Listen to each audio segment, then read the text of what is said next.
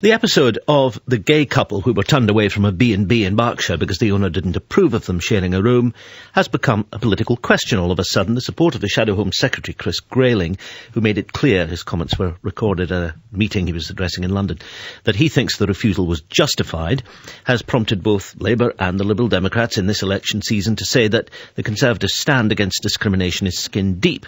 Well, let's talk to some of those involved. David Weston is Chief Executive of the Bed and Breakfast Association. He runs a B&B himself. He believes the vast majority of his members wouldn't wish to turn away a gay couple, but he thinks the views of those owners who run businesses from their own homes need to be taken into account. I'm sure that the vast majority would be rather horrified about it because we're in the hospitality business and we're here to welcome people rather than to turn people away. So I'm not here to in any way defend turning people away. But we just would ask that when this is looked at, that people consider that small B&Bs are also people's homes too. So it just needs to be taken into account in the overall consideration. David Weston of the Bed and Breakfast Association. Well, Michael Black was the man who, with his partner John Morgan, was turned away from the B&B. He joins us, and so does Mike Judge. He's from the Christian Institute, which is a traditionalist pressure group supporting the B&B owner. Good morning to you both. Good morning. Mike Judge, let me turn to you first. How far do you think that personal belief should be able to override the law in matters like this? Well, I think that the law recognises that people are allowed to hold religious beliefs and allowed to act on them as well. The Equality Act, which I think you're referring to, which bans commercial organisations from discriminating on grounds of sexual orientation when providing a service, is not the only law of the land. There are other laws as well that protect religious belief. And even the Equality Act itself understands that there is a distinction when it comes to your own home.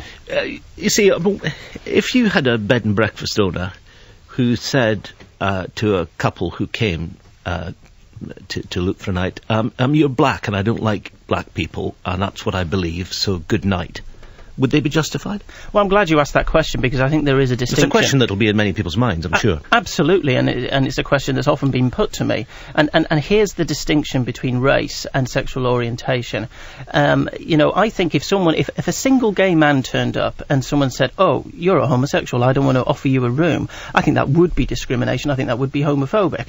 But the difference is, Christian B&B owners don't wish to offer a double bed to a homosexual couple. Hang on, you say Christian B&B owners as if every person who professes Christianity would agree with the Christian Institute on this matter, which of course is not the case. Okay, well, but there are some Christians who do, and yes, the Christian Institute is supporting I just wanted to make the point that you take a particular view that's not shared by everyone. Well, I'll continue, though, that for Christians who do hold that particular belief, for them the issue is about conduct, not about sexual orientation. And I think that people shouldn't be forced to provide facilities for conduct which they may believe is wrong. Now you might not like their view. No, I'm not taking a view on it one way or another. I'm just asking you. Just want to try to pull the argument out. And at this point, let me bring Michael Black in. What do you make of that, Mr. Black? I find it very difficult to understand this distinction between allowing a single gay man to stay and a couple. It's quite insulting, and it's such a subtle distinction, it seems to me. If it's a concern about sexual conduct, then perhaps what the owners should have said to us was, you can stay, but you shouldn't indulge in sex while you're here. I think that would have been iniquitous, and I wouldn't accept it, and we would have walked away. But it seems a very bizarre and delicate distinction. We're talking about fine distinctions here, aren't we? Because the point that Chris Grayling, the Shadow Home Secretary, made in a Q&A session after he'd spoken at a meeting in London, and it was recorded, he was making distinction between a hotel on the high street, which is a purely commercial establishment, and then something admittedly being run as a business, but in someone's own home. What do you make of that distinction? The choice, the point, I think, is that it's a choice to run a B&B. If somebody decides to set it up as a business, then they can't pick and choose which laws to obey. They have to obey certain rules and regulations governing hygiene, health and safety, and so on. And to follow those rules and say, oh, I'm above the law when it comes to who I allow to stay, I think is dreadful. Mr. Judge, just come back on that point. Yeah, well, they're not saying that they're above the law. The Equality Act, and particularly on these points, recognises that if you're a landlord who's hiring out digs and it's your own home, that in certain circumstances you are permitted to say, well, this is my home, and if I've got an ethical objection to sexual conduct, then I can make a distinction on that basis.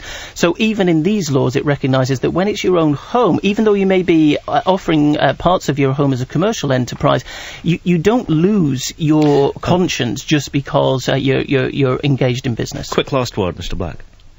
The difference is that in a B&B, it offers a service that anyone can book. That's not the case with somebody renting out a room in their own home, where they may well have a choice. Michael Black, Mike Judge, thank you.